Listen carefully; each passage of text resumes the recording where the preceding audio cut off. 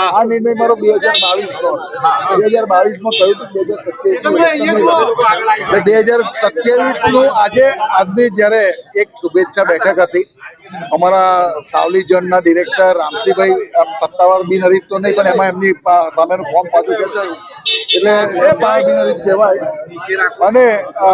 સુરપાલને અમારા પાર્ટીના ઉમેદવાર તરીકે જયારે સૂચના આપવામાં આવી તો એ બેઠકની અંદર મેં ખાલી 22 યાદ કરાઈ કે 27 માં હું ઇલેક્શન નથી લડવાનો એ જાહેરાત ખાલી યાદ કરાય નથી લડવાનો કેટલી વાર એને કઈ રીતે કહું આ રીતે કહ્યું આ નિર્ણય મારો પોતાનો છે આજનો નથી જૂનો નિર્ણય છે મેં આ નિર્ણય પર આજે પણ અડગ છું અને ખાલી કહેવા ખાતર નથી કહ્યું જે પણ નિર્ણય મેં 3 ટર્મ આના સાથે હું પૂરી કરીશ મારા વિસ્તારની સાવલી વિધાનસભા ક્ષેત્રના તમામ લોકો એ મારા પારિવારિક સંબંધો છે અને હું સંબંધ અને પદ બેને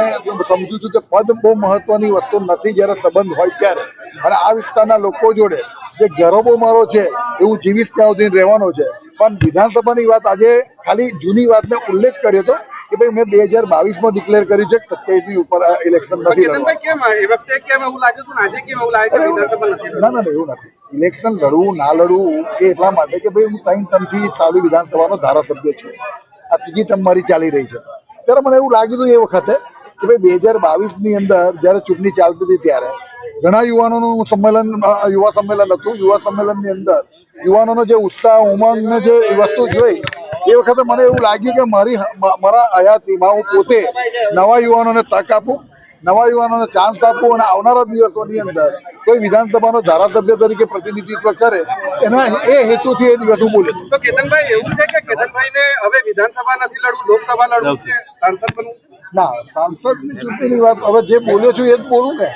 સાંસદનું પણ રાજકારણ જાહેર જીવનમાં છું જેવી ત્યાં સુધી પ્રજા વચ્ચે રહી જેવી ત્યાં સુધી પ્રજાના પ્રશ્ન એ મારા પ્રશ્ન રહેશે વિધાનસભાની ચૂંટણી ના લડવાની પર આજે પણ હું અડગ છું સાવલીમાં ભારતીય જનતા પાર્ટીના તમામ કાર્યકર્તા સાવલીના તમામ મતદાતાઓ સાવલી ડેસર વિધાનસભા ક્ષેત્રના તમામ